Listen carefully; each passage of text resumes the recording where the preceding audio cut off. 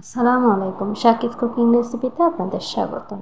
কলার মোচা এক একজন এক এক রকম করে খায় বা এক এক রকম করে বানায়, বাট আজকে আমি আপনাদের কলার মোচার এমন একটা রেসিপি করে দেখাবো যেটাকে সবাই পছন্দ করবেন এবং গরম ভাতের সাথে এটার তো স্বাদ বলার বাইরে। এই কলার মোচা থেকে আমি প্রথমে ফুলগুলো ছাড়িয়ে নিয়েছি এবং যেটা নরম মধ্যখানের অংশ ওটাও রেখেছি। আর এই ফুলটা ছাড়ানো খুব সহজ। প্রথমে সামান্য যেটা হয়ে ফুলের উপরে থাকে ওটা, আর ভিতরে যেটা মোটা টাইপের শক্ত যেটা ডাঁট থাকে ওটা, এই দুইটা ফেলে দিলেই হয়ে যায়। আপনি চাইলে এখানে এটা খুব চিকন শেপ করেও করতে পারেন, আবার যদি চান খুব চিকন শেপ করবেন না, হালকা একটু করে করবেন, ওই ক্ষেত্রেও করতে পারবেন।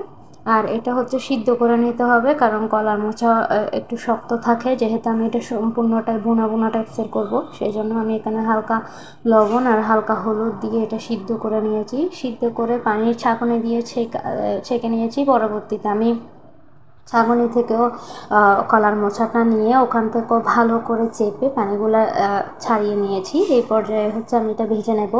এর জন্য আমি কড়াইয়ে একটা রসুন এবং একটা পেঁয়াজ কুচি করে নিয়েছি। এটা লাল হতে হতে আমি একটা পেস্ট তৈরি করব। এটার জন্য এটাতে যেহেতু আমি চিংড়ি মাছ ইউজ করব, সেজন্য কিছু চিংড়ি মাছের সাথে হালকা হলুদ এবং হালকা করে শুকনো মরিচ দিব। আমি যেহেতু আলাদাভাবে কাঁচা মরিচ ইউজ করবো, সেজন্য শুকনো মরিচটা একটু কম নিব।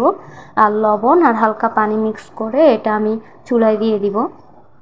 পরবর্তীতে এটাতে যখন তেল ভেসে আসবে, ওই পর্যায়ে আমি কাঁচামরিচ যোগ করব এবং কাঁচামরিচের সাথে আগে থেকে চেপে রাখা কলার মোচাটাও যোগ করে দিব। এটা আমি ঠিক ততক্ষণ পরিমাণ ভাজবো যতক্ষণ না এটা নরম হয়ে আসে এবং খুব ভালো মতো করে হয়ে আসে। এই পর্যায়ে কিন্তু আপনি কিছুক্ষণ পর পর ঢাকনি দিয়ে ঢেকে রেখে এবং এরপর আবার লবণও চেক করে নেবেন, যেহেতু এটা তেলে সম্পূর্ণ ভাজা, সেই জন্য অনেক সময় নিচে লেগে যেতে পারে, যার কারণে চামচ দিয়ে হালকা কিছুক্ষণ পর পর নেড়েও দিতে পারেন। পরবর্তীতে আপনি চাইলে এটা যখন হয়ে আসবে তখন ধনেপাতা ইউজ করতে পারেন, আর ধনেপাতা যদি ইউজ না করেন তাহলে সমস্যা নেই, এভাবেও খেতে পারেন।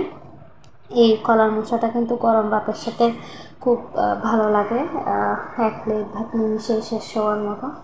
আর এই রেসিপিটা যদি আপনাদের ভালো লাগে অবশ্যই লাইক, কমেন্ট অ্যান্ড শেয়ার করবেন। আর অবশ্যই বাসায় যদি কলার মোচা থাকে এই রেসিপিটা একবার হলেও করে দেখবেন। আসসালামু আলাইকুম।